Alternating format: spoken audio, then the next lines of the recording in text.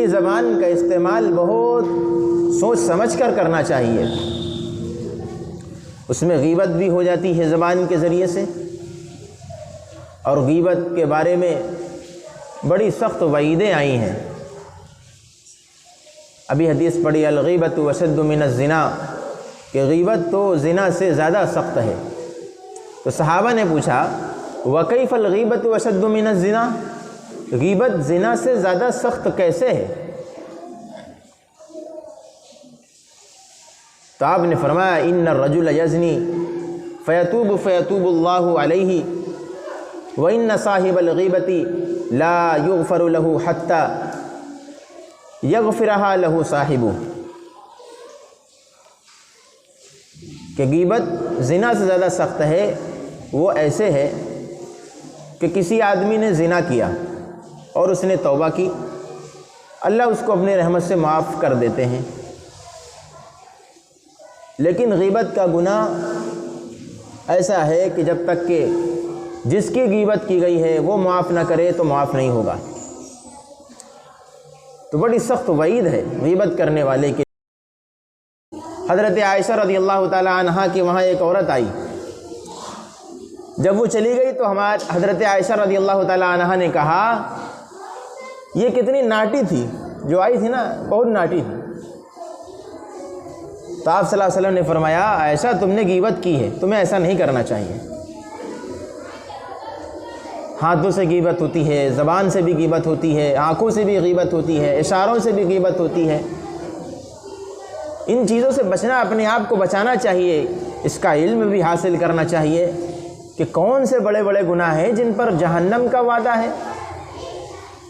ایک گناہ بڑا جہنم میں لے جانے کے لیے کافی ہے، اس میں سے ایک بہت بڑا گناہ ہے غیبت۔ ہم سب اس میں ملوث ہیں، اللہ ہم سب کی حفاظت فرمائے۔ آپ صلی اللہ علیہ وسلم کا گزر ہوا دو قبروں کی طرف سے، تو آپ نے فرمایا انہما لیعذبان، ان دونوں کو عذاب ہو رہا ہے۔ پھر آپ نے فرمایا ایک کو لا یستتر من البول وکان الاخر یمشی بالنمیمہ، ایک کو تو پیشاب کی چھینٹوں سے نہ بچنے کی وجہ سے عذاب ہو رہا ہے، اور دوسرا لوگوں کی غیبتیں بہت کیا کرتا تھا، غیبت کی وجہ سے عذاب ہو رہا ہے۔ پھر آپ نے ایک کھجور کی ٹہنی، اس کے دو ٹکڑے کیے، دونوں میں گاڑ دیا، پھر آپ نے فرمایا جب تک یہ سوکھیں گی نہیں عذاب میں تخفیف رہے گی۔ یہ ہمارے نبی کا۔ تو غیبت سے اپنے آپ کو بہت زیادہ بچانے کی ضرورت ہے۔ آپ صلی اللہ علیہ وسلم معراج میں گئے اور فرمایا کچھ لوگوں کو میں نے دیکھا کہ تانبے کے ناخن ہیں، لما عرج بی مررت بی اظفار من نحاس یخمشون فقلت من ہؤلاء یا جبریل، ناخن تانبے کے ہیں اور ان ناخنوں سے اپنے چہرے اور اپنے سینوں کو نوچ رہے ہیں۔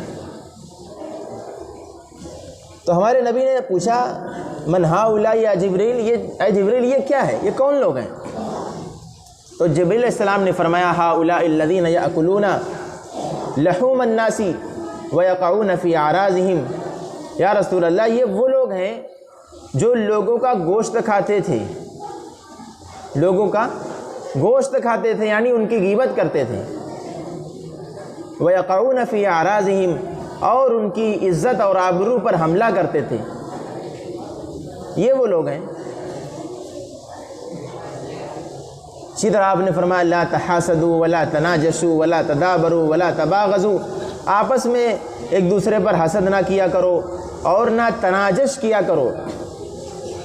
تناجش کہتے ہیں جب دو آدمی آپس میں خرید و فروخت کر رہے ہوتے ہیں تو ایک آدمی بیچ میں گھس جاتا ہے قیمت کو بڑھانے کے لیے، لینا اس کا مقصد نہیں ہوتا ہے، اس کو تناجش کہتے ہیں۔ یہ مکروہ ہے، یہ مسلمانوں کا کام تھوڑی ہے۔ اور فرمایا ولا تدابروا ولا تباغضوا، آپس میں ایک دوسرے کے ساتھ روگردانی نہ کیا کرو، بچنے کی کوشش نہ کیا کرو۔ وہ بیچارہ ہاتھ ملا رہا ہے، تم ادھر ادھر۔ ولا تباغضوا، ایک دوسرے سے بغض نہ رکھا کرو۔ ولا بیع بعض علی بعضکم، اور ایک دوسرے کی خرید و فروخت پر خرید و فروخت نہ کیا کرو، یعنی بیع پر بیع نہ کیا کرو۔ وکونوا عباد اللہ اخوانا، اللہ کے بندوں آپس میں بھائی بھائی ہو جاؤ۔ المسلم اخو المسلم، مسلمان مسلمان کا بھائی ہے۔ لا یظلمہ ولا یخذلہ ولا یحقرہ، نہ ایک دوسرے پر ظلم کیا کرو، نہ ایک دوسرے کو ذلیل کیا کرو، اور نہ ایک دوسرے کو حقیر سمجھا کرو۔ التقوی ہاہنا ویشیر الی صدرہ ثلاث مرات، آپ نے فرمایا 3 بار فرمایا تقوی یہاں ہوتا ہے، تقوی یہاں ہوتا ہے، تقوی یہاں ہوتا ہے۔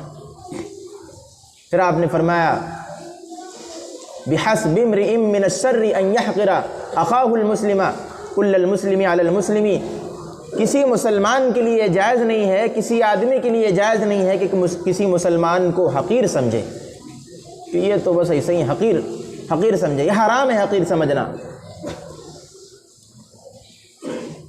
پھر آپ نے فرمایا کہ ایک مسلمان کا دوسرے مسلمان پر پورا اس کا خون بھی حرام ہے، اس کا مال بھی حرام ہے، اس کی عزت و آبرو بھی حرام ہے۔